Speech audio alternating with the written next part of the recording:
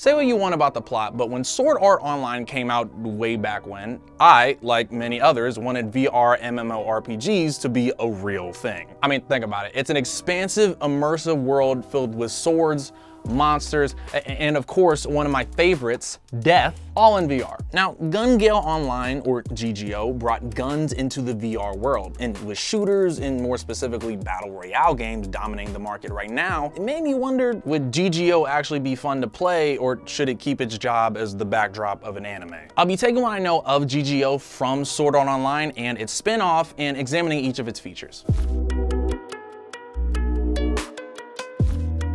All right, so I want to take a few moments to explain what GGO is, but don't worry, I'm gonna be quick. In the world of SAO, there are full dive games, which are virtual reality games where your mind directly links into the virtual world. So think The Matrix without all the human goo. That sounds bad. Sword Art Online had a focus on swords. Alfheim Online brought fairies and flying to the table, and for all of you playing at home, Gun Gale Online is the one with guns. And that's basically what GGO is, a VR MMORPG FPS, or for those of you like me who would rather it sound stupid than physically say 11 whole ass letters to describe a video game. But is it something we'd want to play in real life? In the world of SAO, a lot, if not all, of the full dive games we've seen share the same engine. The Seed. See, I could have easily came up with an innuendo here, but I didn't, so you're welcome. What's great is that the games that use the Seed allow you to transfer character data. It's not one-to-one. It's kind of like when you finish the first Mass Effect and you transfer your Commander Shepard into Mass Effect 2 through your save data. Same Shepard, different game. But unlike Mass Effect, you don't transfer aesthetics. Instead, Gun Gale Online limited you to relevant stats, so your avatar's look is completely randomized. And that doesn't only apply to transfers. When a player boots GGO for the first time, they get a choice of gender, name, and race or species, when applicable. But then the RNGesus takes the wheel and does the rest.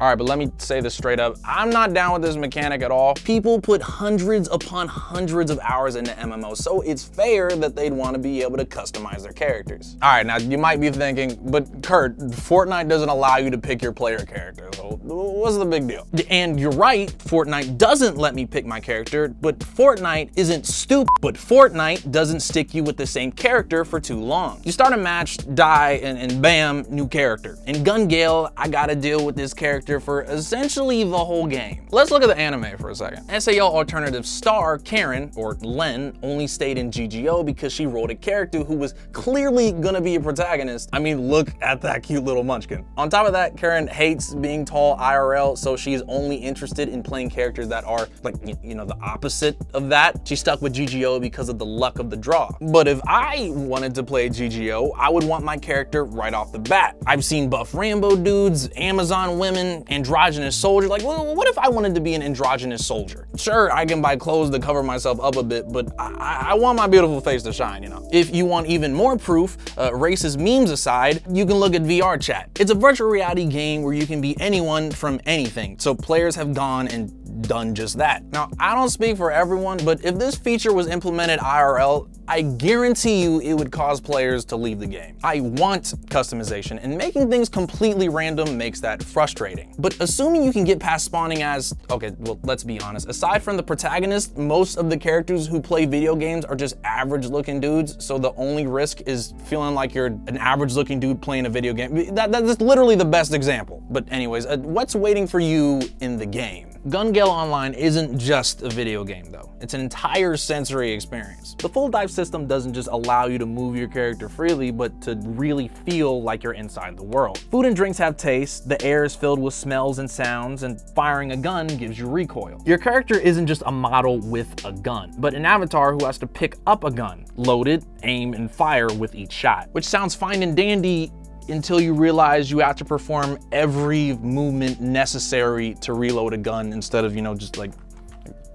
pressing a button. You would need to release the expended magazine, fish a loaded magazine out of a pouch, properly load the magazine back into the well, and chamber a round. I didn't even know those were things to do. Like, I had to ask somebody in the office. Like, has anyone ever played H3 VR? That is the most similar thing I can think of, and it's not really that easy. Sure, if you were a trained professional or a hobbyist, this would be a piece of cake. But little old normie Kurt over here doesn't know how to do that. In the very first episode of Sword Art Online Alternative, we already see the advantage trained military personnel have in the game. In fact, they were just using the game to train, so that might be another strike against GGO for some players if you're against really steep learning curves. Luckily, not every aspect of the game is this ultra realistic. Aiming and dodging has been simplified for everyday gamers thanks to two features, the bullet line and the bullet circle. On the defensive side, the bullet line appears when the enemy puts their finger on the trigger. It'll show a laser that highlights the predicted trajectory of a bullet. They're kind of like red dot sights, except way more obvious. On the firing end, the bullet circle appears in the player's vision and shows an area where your bullet may randomly hit. Lowering your heart rate and concentrating will reduce the size of the circle. Agility and dexterity stats can also help with your accuracy. Each of these are similar to features found in today's shooters, and it's interesting to see how they managed to adapt some of them into a VR game. And while bullet lines seemed like a good compromise between realism and gameplay, bullet circles seemed like the worst of both worlds. While I get that hip firing is supposed to be imprecise, it doesn't really make too much sense to randomize the movement of the circle and where the shots land. Shooters, third and first person, like Gears of War, Destiny, and Battlefield, have their own rules and mechanics when it comes to hip firing, but the shots aren't that random. But enough about how guns work, let's talk about the actual weapons. GGO has a lot of guns. You've got the live ammo guns, all based on real life firearms from around the world, and optical guns, which are these sci-fi Halo-esque energy weapons. Now, optical guns are cool and all, but the show shoves live ammo guns in your face and tells you they're better, which is great,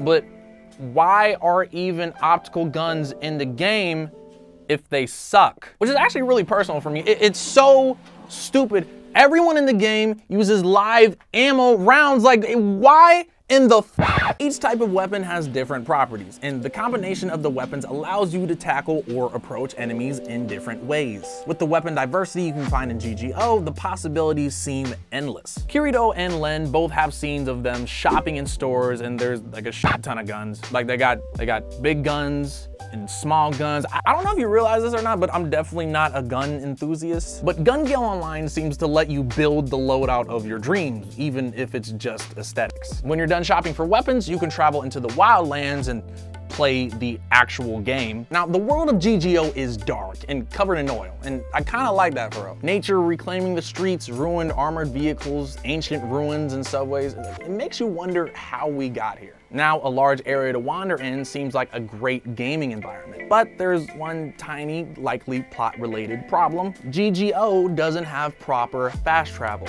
It doesn't allow you to warp to landmarks unless you're logging in or being transported to an arena. And I know what some of you are thinking. So, I really want to feel like I'm in the world. It's immersive. And to that I respond, are you fucking insane? See, I'm okay with walking. Actually, in fact, I'm okay with running. I'm actually part of a track team, albeit I'm a jumper, which is 6% of running. But that's irrelevant. My question is, why would I want to do that in a game? Games are an escape from the mundaneness of reality, so why would I want to do mundane things from reality? Like walking all the time, everywhere. Can you imagine having to take the time to make your character hike a mile out of town just to fight some monsters? Like an actual physical 7-minute mile. Yeah, yikes. And I know what you're gonna say. Well, what about Pokemon Go? First of all, you're asking a lot of questions this episode. And second of all, Pokemon Go gratifies the player about every 20 seconds or so with finding a new Pokemon. While in GGO, you don't have that. Quests are spaced out, and honestly, I ain't got the time to walk 30 minutes to turn in a fetch quest. Like, I just can't. But to be fair, I'm sure the developers wanted players to notice their world and environment, which I totally forgot to mention, by the way, is all destructible. In SAO Alternative, we see Team Shink fire at and later destroy the walls and floors of the cabin team PM4 is holding out in. This is a pretty dope feature because the only other game that's done this well is Rainbow Six Siege. In Siege, each map has destructible walls, indestructible walls, and semi-destructible walls. These potential weak points add so much to the first-person shooter genre because now you can actually use tactics. Walls aren't always a safe haven for you or your enemies when you realize too late that your hiding hole is actually drywall. Which is cool and all, but if we're being honest, it still doesn't make up for the fact that the game is a glorified walking simulator, but it is what it is. Outside of checking out the map and, you know,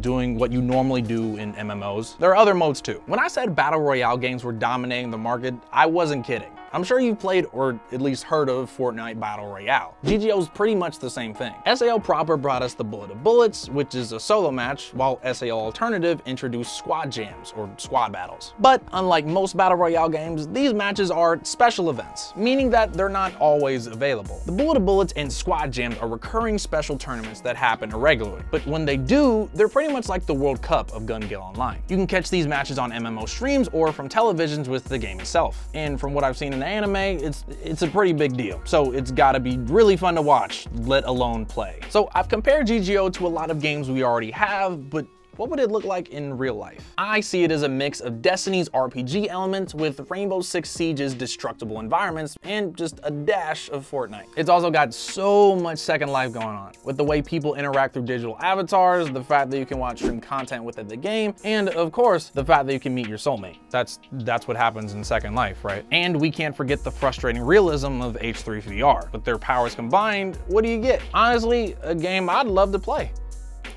in a few years. It's hard to imagine a full dive on one of today's rigs. You look pretty damn silly trying to make it work. But if Ready Player One is a good indicator of the future, and I fully believe that it is, we'll get there sooner than you think. I'm Kurt, and this is Get in the Robot, your anime watch list.